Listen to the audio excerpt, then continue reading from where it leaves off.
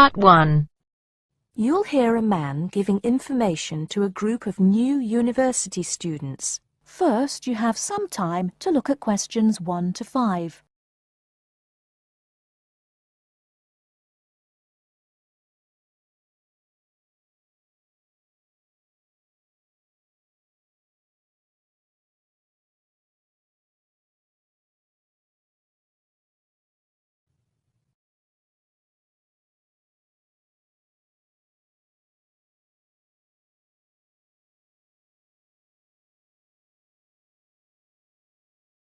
Good morning, University of Radstock students, and thank you for coming out today. As some of you may already know, my name is Scott Barnes, and I am the director of the Student Services Office here at the university. I'm here today to give you some information about what Student Services has to offer you. To begin with, let me just say that I feel that our office will play an important role in the way that all of you will experience your time here at Radstock as students. Primarily, our center is geared towards providing answers to any questions you may have. Because all of our reception staff are currently enrolled as students at Radstock, we feel that we're in an excellent position to deal with any issues you may face during your time here at the university. As I said earlier, the Student Services Office is mainly a place where you can have your queries answered. However, the office is more than that. For example, if you come and visit us, you can pick up your student discount cards. Now, with these cards, which come at no additional cost to you, you can take advantage of reductions of up to 40% on all forms of public transport in the city. In addition, the cards are honored at many shops and restaurants in the area, giving you the chance to save up to 35% off food, beverages, and other purchases. Our office is also the place you should visit if you would like to get involved in any of the 30 different clubs and societies available at Radstock. Come in any time between 10 and 3 on weekdays and sign up to become a member of the university choir or orchestra, the drama or debating club, the university trivia team. The list goes on and on. For new students, I cannot stress enough how vital it is to participate in the non-academic side of university life. Yes, we are here to work hard and do our best at our studies, but student life is also about having fun and meeting like-minded people. So, bearing that in mind, make sure that you get involved and enjoy yourselves. Before you hear the rest of the conversation, you have some time to look at questions 6 to 10.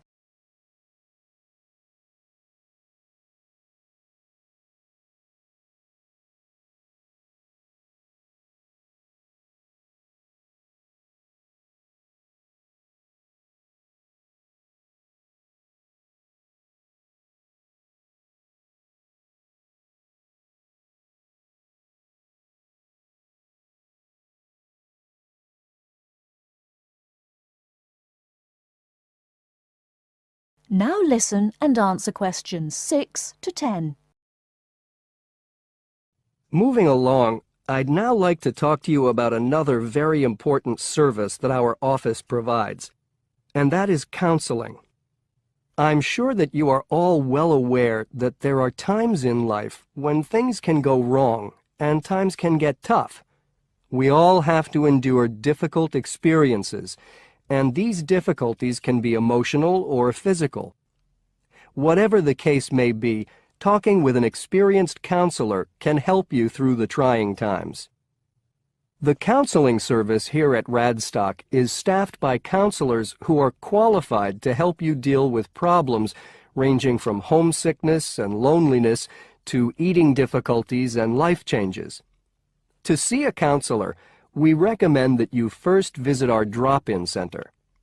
We run drop-in sessions on a daily basis from 9:30 a.m. to 2:30 p.m. And to reserve one of these sessions, you can telephone the counseling service on 121-5648-3907 on the day you wish to visit. Or, if you prefer, you can come into the Student Services Office any time after 8:30 a.m. and complete a booking form. If it should happen that you need to cancel your appointment for the drop-in session, we would request that you contact the counseling service as soon as possible to let them know. Drop-in sessions can be as short as 20 minutes, but it's more usual for them to take about 45 minutes. During that time, you will be asked some questions to clarify your situation, and a decision will be made as to what further action, if any, should be taken. After your session, several things may happen.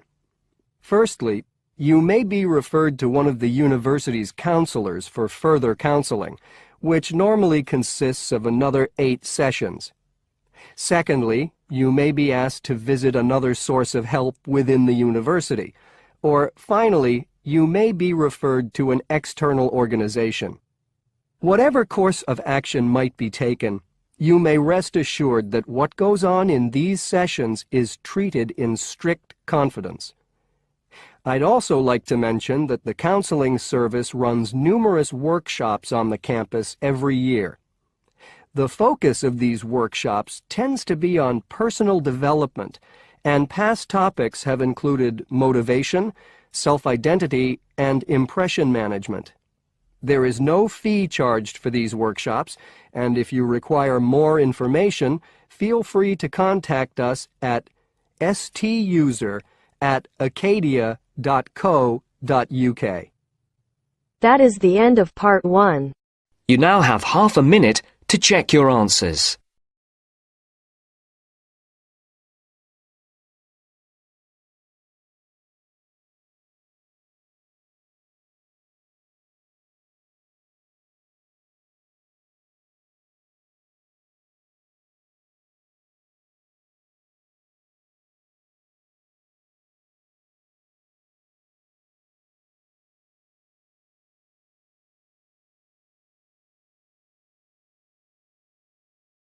Now turns to part 2. Part 2. You will hear a media studies tutor giving a lecture about news sources.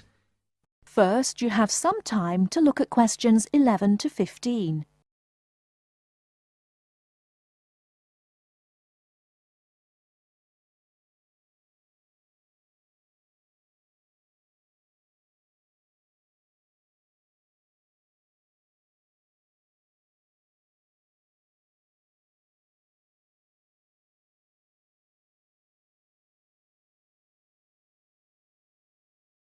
Now, listen carefully and answer questions 11 to 15.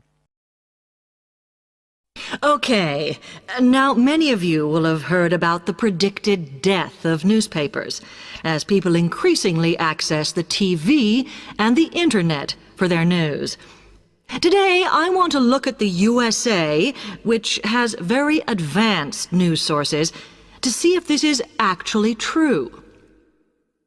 In the USA, the main news sources without doubt are TV, the Internet, and the press. That is, traditional newspapers. And although they are each surviving and growing, they are also changing. Obviously, TV news has been around for a while, and the early evening bulletins, when people get in from work, are very popular. I suppose we traditionally think of the morning newspaper arriving on our doorstep with the daily news. Interestingly, this is not borne out by the statistics, which show that readership in the U.S.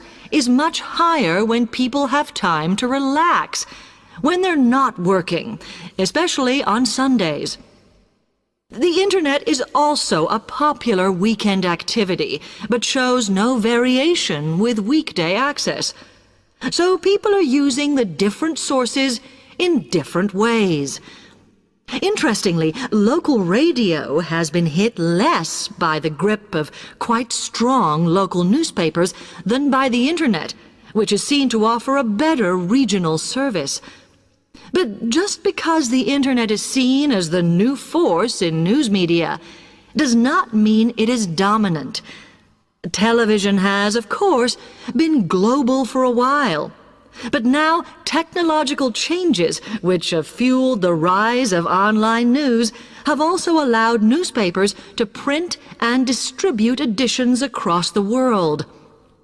In fact, Internet news, which is seen as the big competitor for traditional markets, does not offer that much variety. Often, the sources are the online versions of the newspapers, whereas television, in order to offer something different, has had to come up with a much more mixed bag of reporting, from hard news to light reports on celebrity events. Another issue is reliability. The Internet is virtually unregulated, so anything can be reported there, whether true or not. Journalists on newspapers have fought a long, hard battle to fight intervention and to retain the freedom of the press. Television, however, is seen as critical to political power and has become subject to harsh controls about what it can or cannot say. Before you hear the rest of the talk, you have some time to look at questions 16 to 20.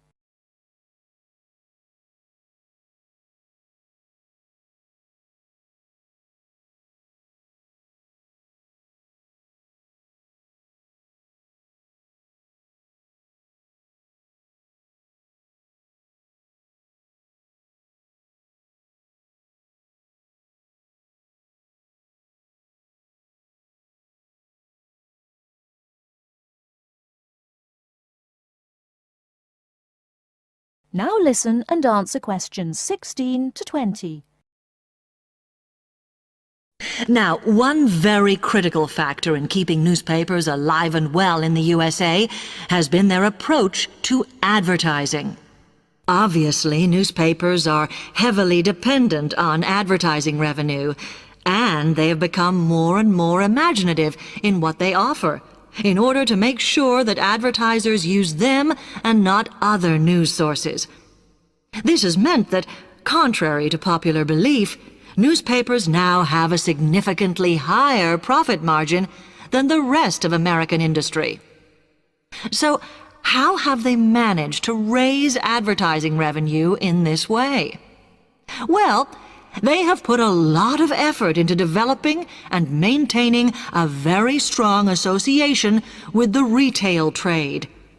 And they've come up with a winner.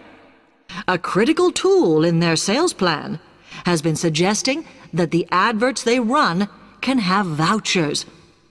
This has been enormously effective because they have found that not only do more people buy the paper to get the discounts, but also that this inevitably means much higher sales for the clients who advertised. As well as doing this, the newspapers have also introduced aggressive sales campaigns over the last few years. This has resulted in a significant and continuing rise in the number of advertisers prepared to pay the extra for full-page ads. So, what I would like to move on to... The end of part 2. You now have half a minute to check your answers.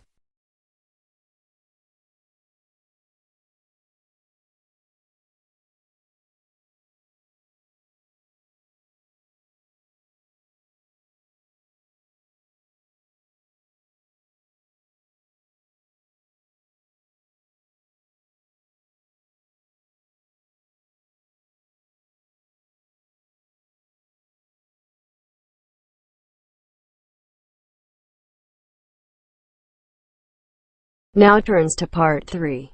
Part 3. You will hear a recorded message about buying tickets from a booking agency.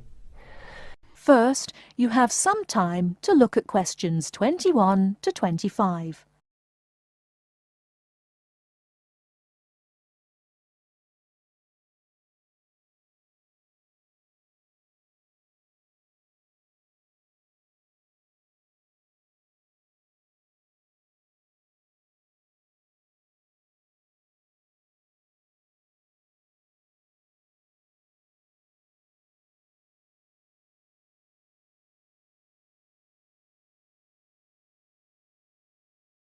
Now listen carefully and answer questions 21 to 25. Thank you for calling ATS Advanced Ticketing System, the call system for all your entertainment needs. Our automated telephone service is designed to answer your questions quickly and easily. The ATS office in the Regency Theatre is open Monday to Thursdays from 10 a.m. till 5 p.m. and on Friday and Saturday till 8 p.m. For online bookings and detailed program listings, check our website at www.atstix.com. That's spelled ATSTIX.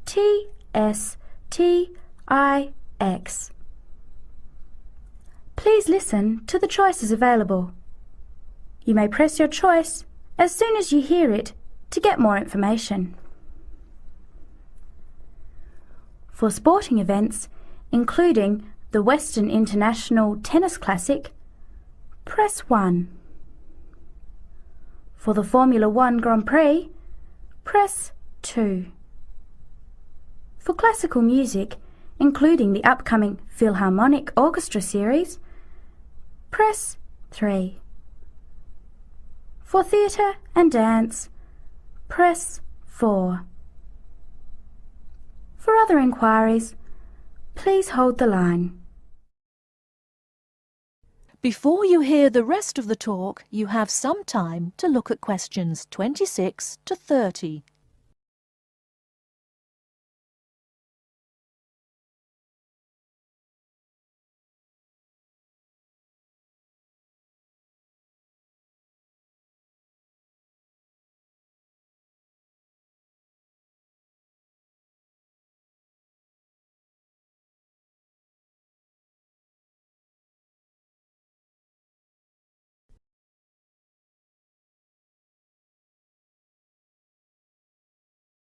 Now listen and answer questions 26 to 30. Ticket prices for the Formula 1 Grand Prix on the 10th until the 14th of March are as follows. General admission. Thursday, $27. Concession, $10. Friday, $37.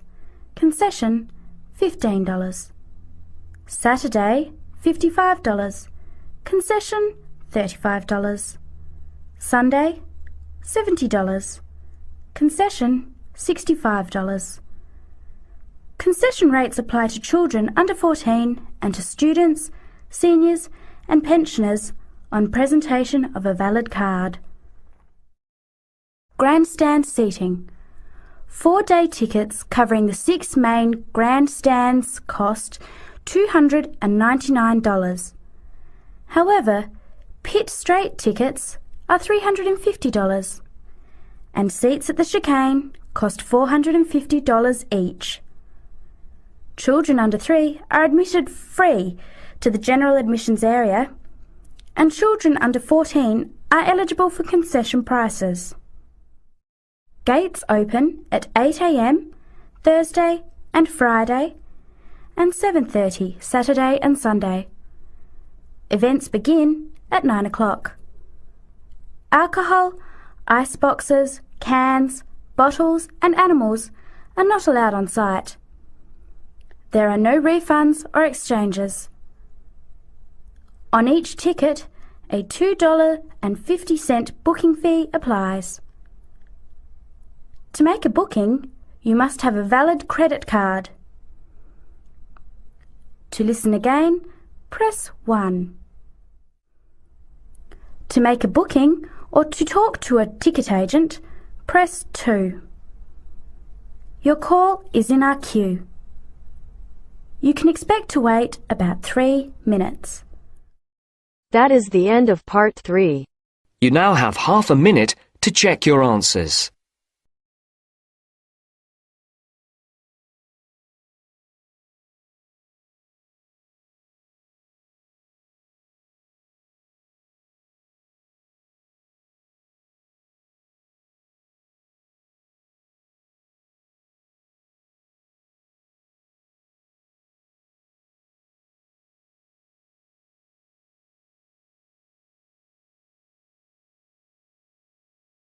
Now turns to Part 4. Part 4. You will hear a lecturer talking about the importance of laughter. First, you have some time to look at questions 31 to 40.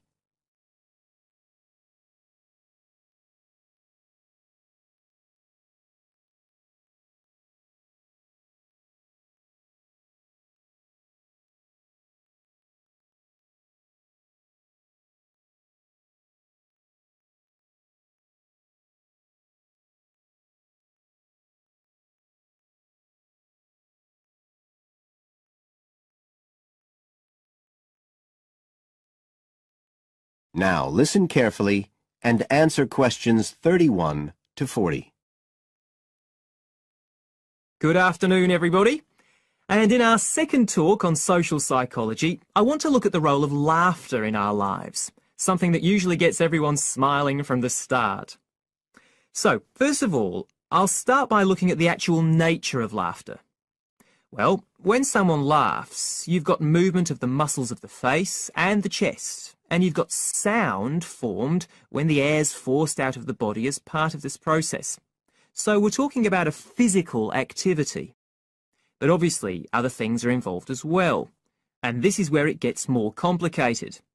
Laughing isn't something that you normally decide to do, so it's not voluntary behaviour like ordinary speech.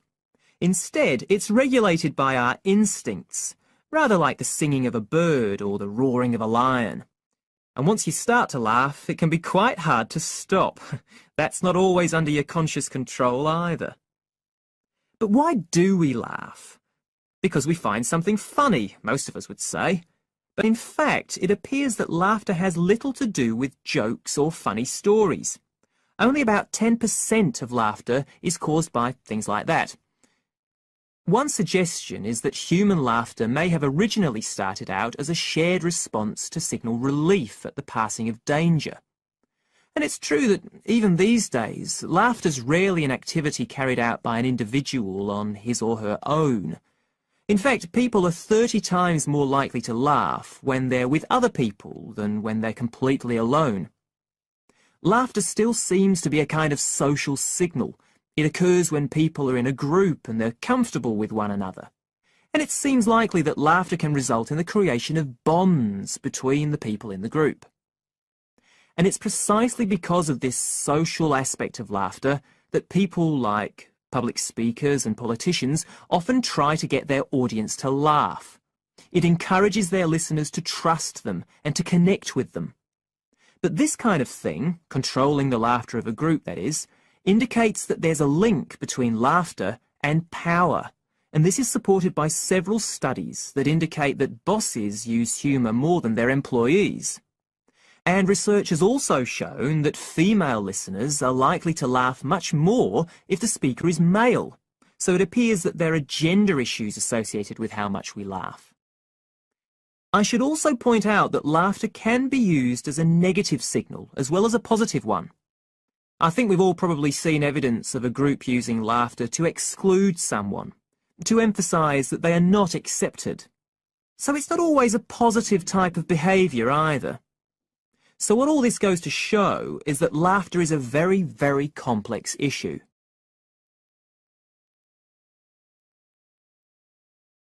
It does appear, however, that laughter has definite benefits. If we look first at the psychological aspects, we know that people often tend to store negative emotions such as anger, sadness and fear, rather than expressing them. And it seems that laughter provides a harmless way for the release of these emotions. But there are also clear physical effects that have been monitored too. For example, laughter is good aerobic exercise. It speeds up heart rate and respiration and raises blood pressure. One researcher suggests that 100 laughs a day is the equivalent of 10 minutes jogging. Laughter also helps prevent the stress that so many people suffer from today, which results from the faster pace of life and all that goes with it.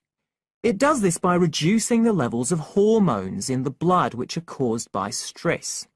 And in addition, it is known to increase the levels of chemicals that protect the body from infection or pain.